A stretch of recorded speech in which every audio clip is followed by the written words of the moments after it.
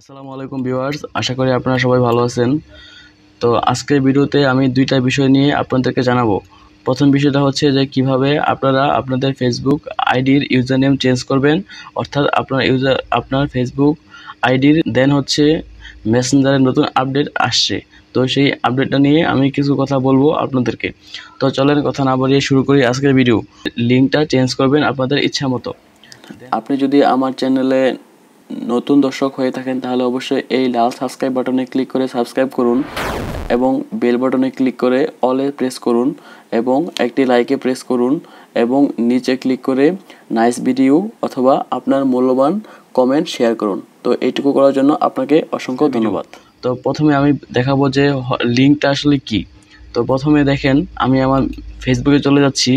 দেখেন ফেসবুক থেকে আমি দেখাচ্ছি, আপনারা চলে যাবেন এই থ্রি ডট থেকে আপনাদের প্রোফাইলে চলে যাবেন।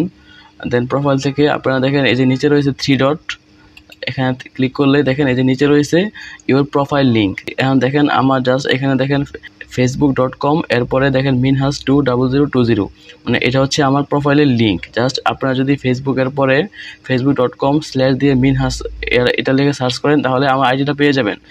তো এটা আমি আমার পছন্দ মতো ইউজার নেমটা সেট করে দিয়েছি। তো আপনারাও আপনাদের ইচ্ছা মতো এখানে ইউজার নেমটা সেট করে দিতে পারেন। তো আজকের ভিডিওতে আমি এটাই দেখাবো যে কিভাবে আপনারা এই কাজটা করবেন, কিভাবে এখানে সেট করবেন। তো জাস্ট আমি দেখাচ্ছি। তো আপনারা এটা করার জন্য অবশ্যই আপনাকে মেসেঞ্জার ইনস্টল করতে হবে। মেসেঞ্জার লাইট দিয়ে হবে না, অবশ্যই অফিসিয়াল যে মেসেঞ্জার রয়েছে সেই মেসেঞ্জারটা ইনস্টল করতে হবে। তো আপনারা চলে যাবেন মেসেঞ্জারে যাওয়ার পরে দেখেন উপরে আপনাদের ছবি দেখা যাবে। দেখেন এই যে এখানে আমার ছবি দেখা যাচ্ছে। তো আপনারা জাস্ট এখানে ক্লিক করবেন। এখানে ক্লিক করার পরে দেখেন একটু নিচে যাবেন। দেখেন নিচে গেলেই দেখেন এই যে রয়েছে ইউজার নেম, দেখেন এখানে রয়েছে ইউজার নেম। তো জাস্ট আপনারা এখানে ক্লিক করবেন। এখানে ক্লিক করার পরে দেখেন রয়েছে এডিট ইউজার নেম। তো আপনারা এখান থেকে এডিট ইউজার নেমে ক্লিক করবেন।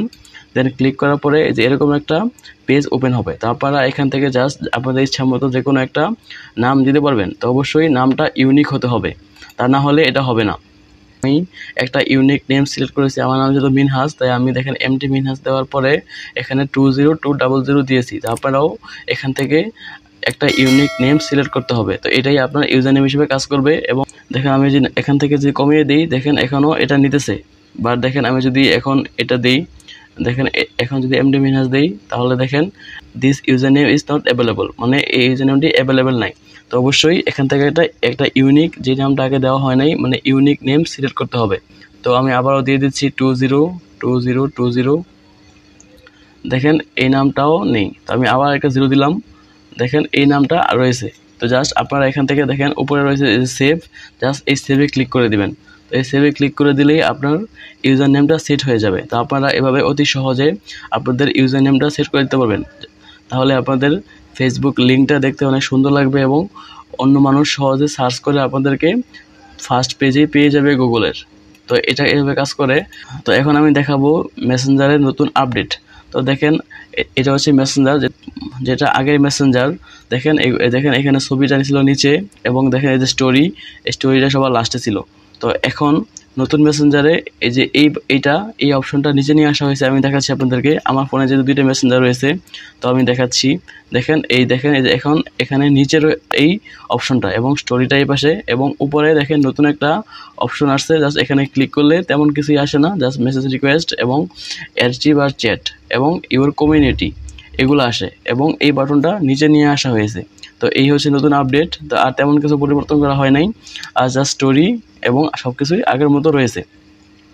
তো এই হচ্ছে নতুন আপডেট সম্পর্কে আপনাদেরকে জানালাম। আর আপনারা এভাবে ইউজার নেমটা চেঞ্জ করে নিতে পারেন। তো যদি ভিডিওটি ভালো লাগে অবশ্যই লাইক করবেন এবং এরকমই প্রয়োজনীয় এবং মোবাইল ট্রিক্স অ্যান্ড কম্পিউটারের বিভিন্ন ট্রিক্স পাওয়ার জন্য আমার চ্যানেলটি অবশ্যই সাবস্ক্রাইব করে দিবেন। তো সবাইকে ধন্যবাদ ভিডিওটি দেখার জন্য।